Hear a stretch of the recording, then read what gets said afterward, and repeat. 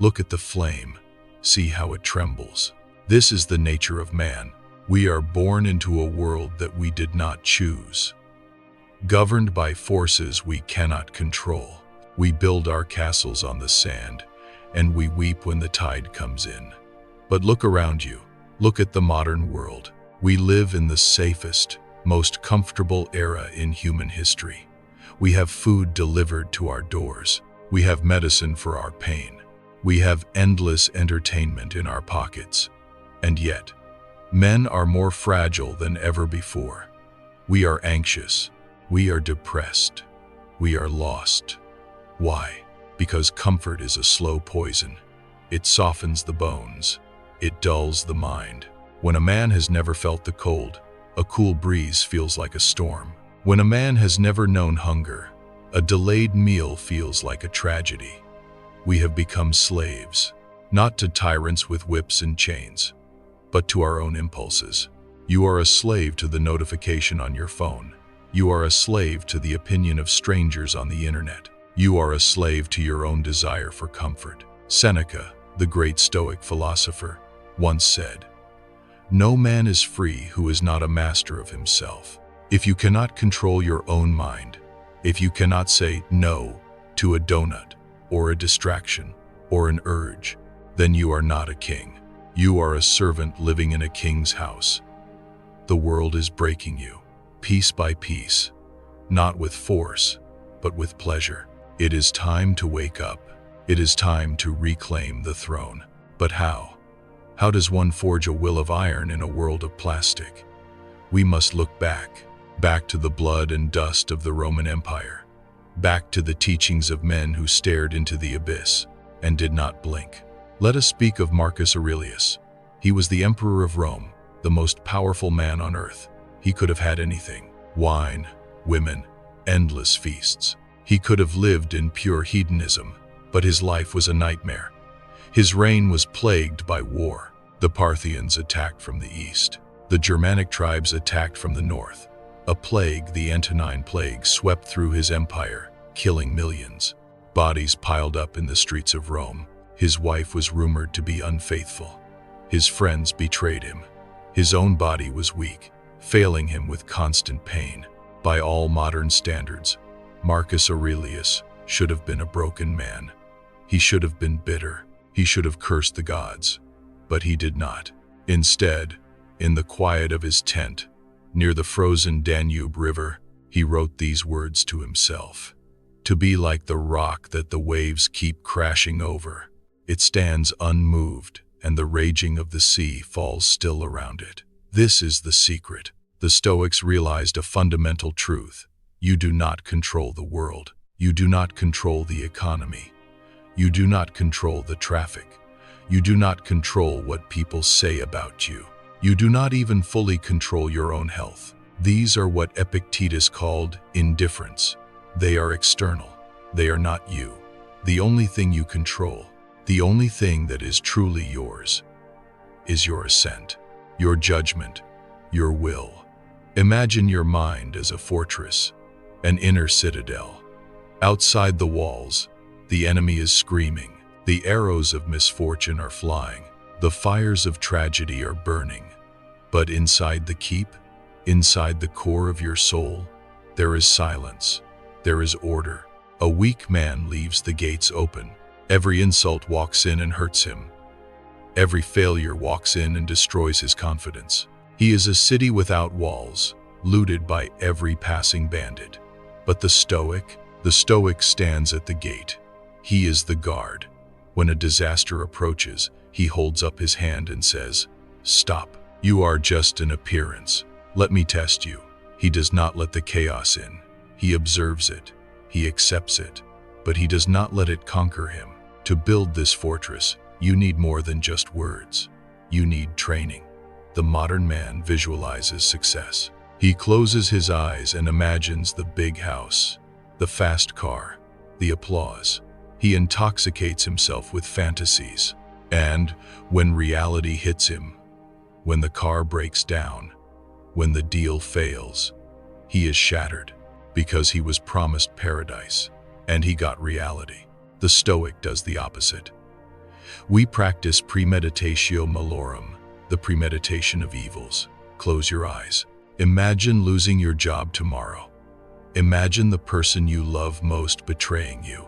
Imagine your house burning down. Imagine the doctor telling you that you have 6 months to live. Do not look away. Look at it. Feel the weight of it. Why do we do this? Is it to be pessimistic? No. It is to be invincible. By rehearsing the worst-case scenario, you strip it of its power. You realize that even if the worst happens, you will still be standing. You will still be you. Seneca said, "He robs present ills of their power who has perceived their coming beforehand." When you have mentally walked through the fire, the sparks of daily life cannot burn you. You become dangerous, not because you are violent, but because you are unafraid. A man who is not afraid to lose everything is a man who cannot be controlled. Now, you have the defense. You have the citadel. But Stoicism is not just defense, it is offense. It is not just enduring the storm, it is becoming the storm. There is a concept called Amor, Fati, the love of fate. Most men tolerate their fate. They carry their burdens with a heavy heart, complaining every step of the way. "Why me?" they cry. "Why is this so hard?" The Stoic does not merely bear the burden, he embraces it.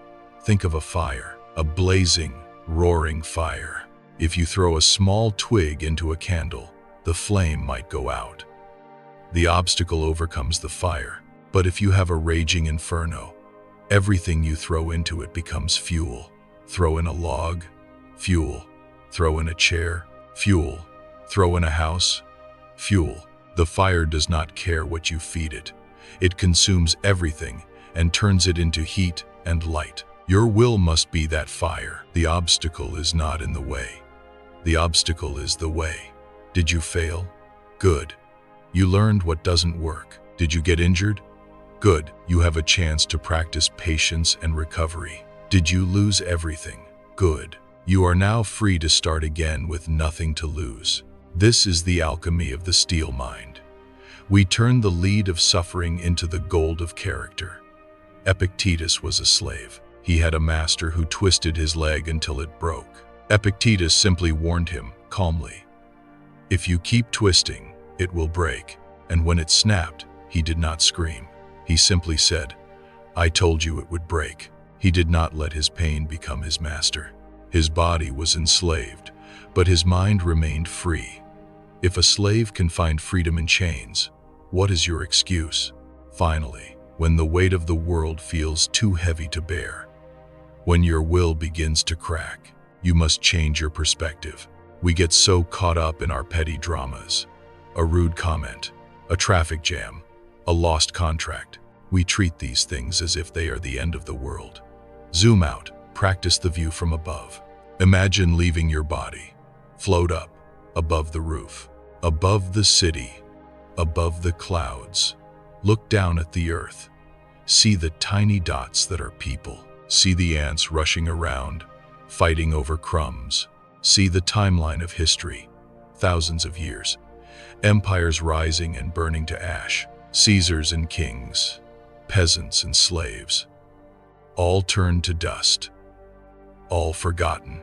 In the grand scheme of the cosmos, your life is a spark in the dark. It lasts for a fraction of a second. This thought scares the weak, but it liberates the strong. If nothing lasts, then why worry? If you are going to die anyway, why play it safe? If the opinion of others will be buried with them in the grave, why let it control you? Memento Mori. Remember that you must die. This is not morbid. It is the ultimate fuel. Death is the destination for us all. It is waiting for you. It is smiling at you. The only question is, how will you meet it? Will you meet it on your knees, begging for more time filled with regret? Or will you meet it standing tall, having exhausted every ounce of your potential? The Stoic smiles back at death because he has lived. He has done his duty. He has kept his post. So, here is the challenge. The next time you feel the urge to complain, swallow it. The next time you feel the pull of comfort, reject it. The next time disaster strikes, stand your ground. Do not pray for an easy life. Pray for the strength to endure a difficult one. Your mind is a weapon, but a weapon must be sharpened. It must be tempered in the fire. You are not your feelings. You are not your bank account. You are not your past. You are the will. You are the decision. The world can break your bones. It can take your freedom. It can take your life. But if you stand guard at the gates of your soul, if you refuse to bow, then you are unbreakable. Be the steel.